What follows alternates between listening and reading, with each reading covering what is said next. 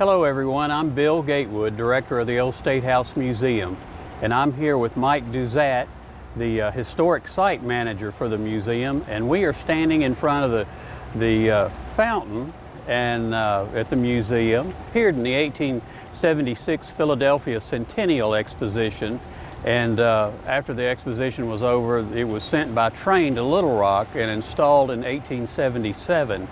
But at that time, there was no city water in Little Rock, so it was a year later that it was supplied with water. But recently, the fountain has been restored again, and but at first, in the 1990s, by the 1990s, the fountain had deteriorated to the point that there was only one bowl, the lowest bowl right above the cranes. And but in the 1990s, the Stella Boyle Smith Trust underwrote a total restoration of the fountain such that it appears like it does today. And Mike, can you tell us what that involved?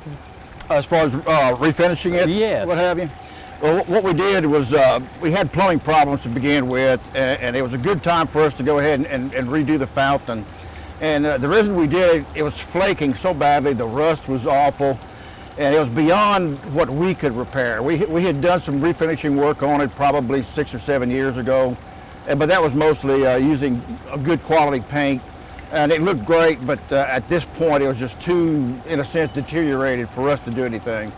And we went ahead and had the pump removed, and it was removed in about three sections, 3 pieces, and it was taken to a local specialty paint, Arkansas Paint and Specialties, and they did a fantastic job. They were very qualified. They took good care of the fountain. They knew how precious it was to us to have that fountain, and they did a great job on it. They sandblasted it. Some of the areas of the fountain, especially the cranes, they actually hand scrubbed with brushes because they were so delicate they didn't want to sandblast it, afraid of breaking something on them. So they did that. It took them, the actual process for the fountain itself took about 3.5 days. And when they were done, they contacted us, and then we had another contractor who was in charge of the disassembly and transport and then reassembly. They came out and took care of everything as far as taking it apart. Now, once the fountain was removed, we redid the plumbing with a special piping that will last forever.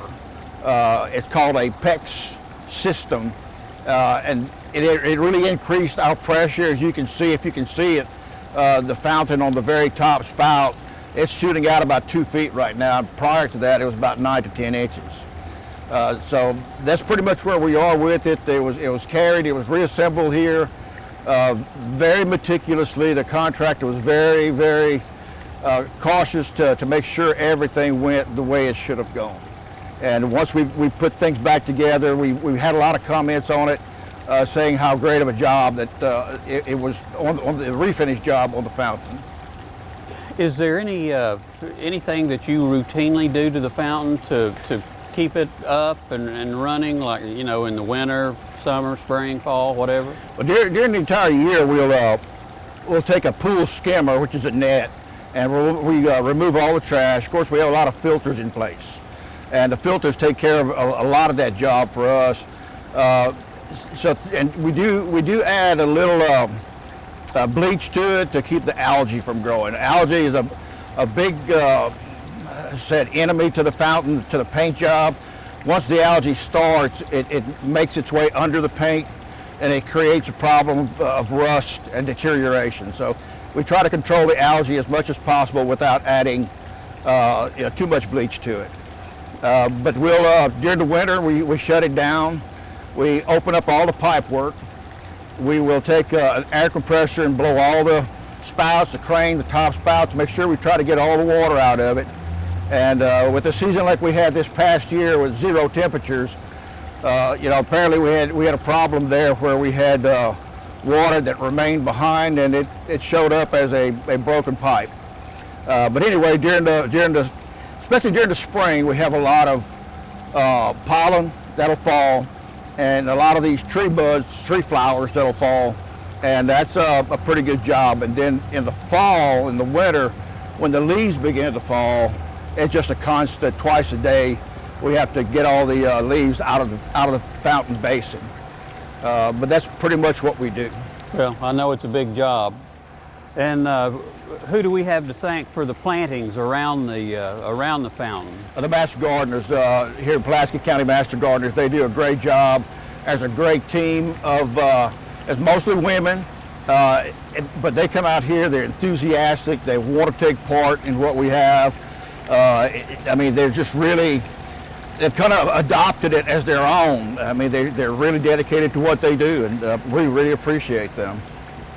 And I know that staff certainly missed it when it was down, and we're so glad, as are our patrons, that it's back up and running. I'm sure you hear comments about it. I hear a lot of compliments, and I missed it for one. During the summer, when the humidity is not too high, you know, I get here very early in the morning. Well, I'll make a fresh pot of coffee, I'll get my coffee cup, and I'll come out here on one of these benches, and I'll sit down in the dark, almost dark, and with a notepad as well, so I can jot down different things that I know need to be done at our properties.